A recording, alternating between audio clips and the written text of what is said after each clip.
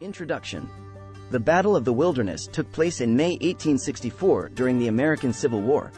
It was the first battle of General Ulysses S. Grant's Virginia Overland Campaign against General Robert E. Lee's Confederate Army.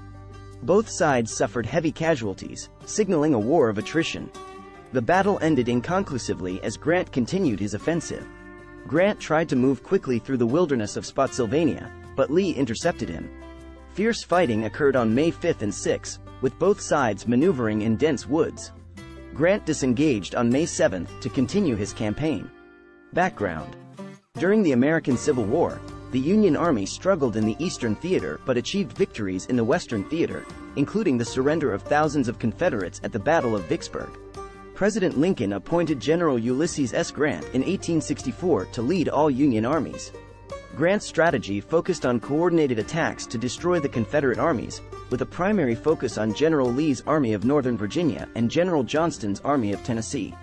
Grant's plan aligned with Lincoln's goals, and he set up his headquarters with the Army of the Potomac while General Sherman commanded the Western armies. The Battle of the Wilderness marked the start of Grant's campaign, with Union forces led by General Meade and Confederate forces led by General Lee.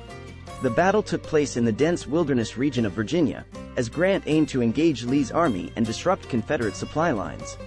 Lee awaited the arrival of General Longstreet's First Corps to strengthen his position. Battle. The Battle of the Wilderness consisted of two fronts, the Orange Turnpike and the Orange Plank Road. Most of the infantry fighting took place in these areas, while the cavalry engagements occurred south of the infantry along Catharpin Road and Brock Road. Lieutenant Colonel John Hammond's cavalry unit engaged Confederate soldiers and fought dismounted with Spencer repeating rifles. The Union forces on the Orange Turnpike, led by Warren's 5th Corps, attacked Confederate infantry under Ewell's 2nd Corps. The fighting at Saunders Field saw mixed results, with regiments facing challenges and some retreating. Sedgwick's 6th Corps arrived later to continue the fighting. At the Orange Plank Road, Hancock's 2nd Corps, supported by Getty's division, defended the vital intersection against A.P. Hill's forces. Wilson's cavalry division clashed with Confederate cavalry under Rosser's command at Catharpin Road. The battle resumed on May 6, with various Union forces launching attacks on both Ewell's and Hill's positions. Aftermath. In the Battle of the Wilderness, critics of the Union focused on the cavalry's poor positioning and leadership under General Wilson, which resulted in their division being cut off from the army.